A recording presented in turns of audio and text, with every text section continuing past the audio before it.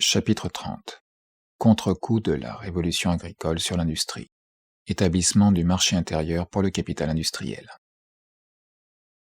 L'expropriation et l'expulsion, par secousses toujours renouvelées des cultivateurs, fournit, comme on l'a vu à l'industrie des villes, des masses de prolétaires recrutés entièrement en dehors du milieu corporatif. Circonstance heureuse qui fait croire au vieil Anderson, qu'il ne faut pas confondre avec James Anderson, dans son Histoire du commerce, à une intervention directe de la Providence.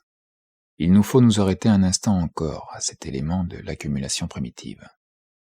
La raréfaction de la population campagnarde, composée de paysans indépendants, cultivant leurs propres champs, n'entraîna pas seulement la condensation du prolétariat industriel, de même que, suivant l'hypothèse de Geoffroy Saint-Hilaire, la raréfaction de la matière cosmique sur un point en entraîne la condensation sur un autre. Note 51. Malgré le nombre décroissant de ces cultivateurs, le sol rapporta autant et même plus de produits qu'auparavant, parce que la révolution, dans les conditions de la propriété foncière, était accompagnée du perfectionnement des méthodes de culture, de la coopération sur une plus grande échelle, de la concentration des moyens de production, etc. En outre, les salariés agricoles furent astreints à un labeur plus intense, note 52, tandis que le champ qu'ils exploitaient pour leur propre compte et à leur propre bénéfice se rétrécissait progressivement, le fermier s'appropriant ainsi de plus en plus tout leur temps de travail libre. C'est de cette manière que les moyens de subsistance d'une grande partie de la population rurale se trouvèrent disponibles en même temps qu'elle, et qu'ils durent figurer à l'avenir comme élément matériel du capital variable. Désormais, le paysan dépossédé dut en acheter la valeur, sous forme de salaire, de son nouveau maître, le capitaliste manufacturier. Et il en fut des matières premières de l'industrie provenant de l'agriculture, comme des subsistances. Elles se transformèrent en éléments du capital constant.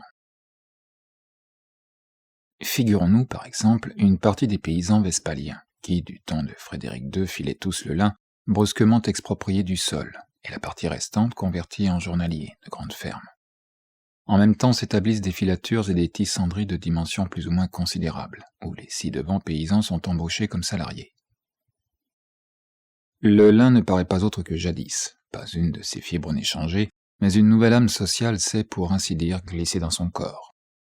Il fait désormais partie du capital constant du maître manufacturier.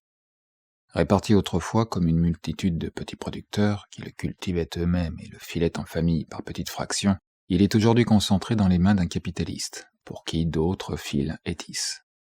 Le travail supplémentaire, dépensé dans le filage, se convertissait autrefois en un supplément de revenus pour d'innombrables familles de paysans, ou, si l'on veut, puisque nous sommes au temps de Frédéric, en impôt pour le roi de Prusse. Il se convertit maintenant en profit pour un petit nombre de capitalistes.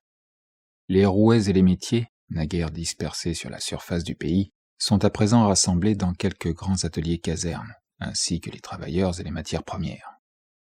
Et rouets, métiers et matières premières, ayant cessé de servir de moyens d'existence indépendante à ceux qui les manœuvrent, sont désormais métamorphosés en moyens de commander des fileurs et des tisserands, et d'en pomper du travail gratuit.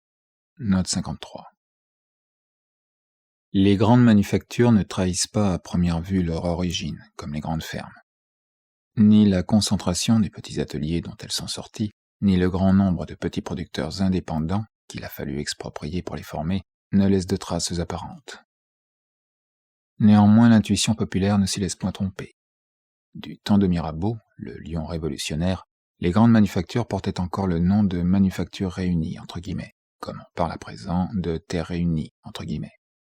Mirabeau dit, ouvrez les guillemets, on ne fait attention qu'aux grandes manufactures, où des centaines d'hommes travaillent sous un directeur et que l'on nomme communément manufactures réunies. Celles où un très grand nombre d'ouvriers travaillent chacun séparément, et chacun pour son propre compte, sont à peine considérées. On les met à une distance infinie des autres. C'est une très grande erreur car les dernières font seules un objet de prospérité nationale vraiment importante. La fabrique réunie enrichira prodigieusement un ou deux entrepreneurs, mais les ouvriers ne seront que des journaliers, plus ou moins payés, et ne participeront en rien au bien de l'entreprise. Dans la fabrique séparée, au contraire, personne ne deviendra riche, mais beaucoup d'ouvriers seront à leur aise. Les économes et les industrieux pourront amasser un petit capital, se ménager quelques ressources pour la naissance d'un enfant, pour une maladie, pour eux-mêmes ou pour quelqu'un des leurs. Le nombre des ouvriers économes et industrieux augmentera parce qu'ils verront dans la bonne conduite, dans l'activité, un moyen d'améliorer essentiellement leur situation, et non d'obtenir un petit rehaussement de gage qui ne peut jamais être un objet important pour l'avenir, et dont le seul produit est de mettre les hommes en état de vivre un peu mieux, mais seulement au jour le jour. Les manufactures réunies, les entreprises de quelques particuliers qui soldent des ouvriers au jour la journée pour travailler à leur compte, peuvent mettre ces particuliers à leur aise, mais elles ne feront jamais un objet digne de l'attention des gouvernements. Note 54, fermez les guillemets. Ailleurs, ils désignent les manufactures séparées, pour la plupart combinées avec la petite culture, comme les seules libres. S'ils affirment leur supériorité comme économie et productivité sur les fabriques réunies, et ne voient dans celles-ci que des fruits de serre gouvernementale, cela s'explique par l'état où se trouvaient alors la plupart des manufactures continentales. Les événements qui transforment les cultivateurs en salariés et leurs moyens de subsistance et de travail en éléments matériels du capital créent à celui-ci son marché intérieur. Jadis, la même famille paysanne façonnait d'abord puis consommait directement, du moins en grande partie, les vivres et les matières brutes, fruits de son travail. Devenus maintenant marchandises, ils sont vendus en gros par le fermier, auquel les manufactures fournissent le marché. D'autre part, les ouvrages tels que fils, toiles, laineries ordinaires, etc., dont les matériaux communs se trouvaient à la portée de toute famille de paysans, jusqu'à la produit à la campagne, se convertissent dorénavant en articles de manufacture auxquels la campagne sert de débouché, tandis que la multitude de chalands dispersés, dont l'approvisionnement local se tirait en détail de nombreux petits producteurs travaillant tous à leur compte, se concentre dès lors et ne forme plus qu'un grand marché pour le capital industriel. Note 55. C'est ainsi que l'expropriation des paysans, leur transformation en salariés, amène l'anéantissement de l'industrie domestique des campagnes, le divorce de l'agriculture d'avec toutes sortes de manufactures. Et en effet, cet anéantissement de l'industrie domestique des paysans peut seul donner au marché intérieur d'un pays l'étendue et la constitution qui exigent les besoins de la production capitaliste. Pourtant, la période manufacturière proprement dite ne parvient point à rendre cette révolution radicale. Nous avons vu qu'elle ne s'empare de l'industrie nationale que d'une manière fragmentaire, sporadique, ayant toujours pour base principale les métiers des villes et l'industrie domestique des campagnes. Si elle détruit celle-ci sous certaines formes, dans certaines branches particulières et sur certains points, elle la fait naître sur d'autres, car elle ne saurait s'en passer pour la première façon des matières brutes.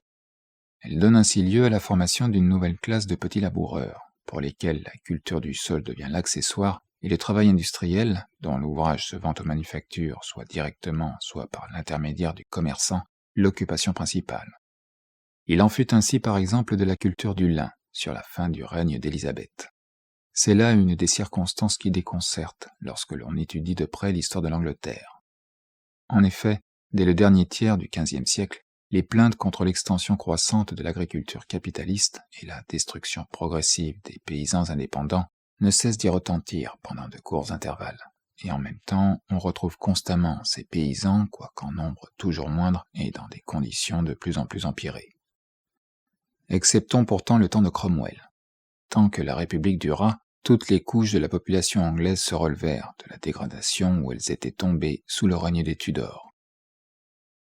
Cette réapparition des petits laboureurs est en partie, comme nous venons de le voir, l'effet du régime manufacturier lui-même.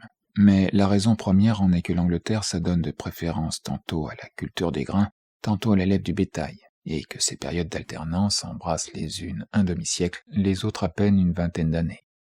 Le nombre des petits laboureurs travaillant à leur compte varie aussi, conformément à ces fluctuations. C'est la grande industrie seule qui, au moyen des machines, fonde l'exploitation agricole capitaliste sur une base permanente, qui fait radicalement exproprier l'immense majorité de la population rurale et consomme la séparation de l'agriculture d'avec l'industrie domestique des campagnes, en extirpant les racines, le filage et le tissage. Par exemple, ouvrez les guillemets. Des manufactures proprement dites et de la destruction des manufactures rurales ou domestiques sortent à l'avènement des machines la grande industrie lainière. Note 56, fermez les guillemets. Ouvrez les guillemets. La charrue, le joug, s'écrie M. David Urquhart, furent l'invention des dieux et l'occupation des héros.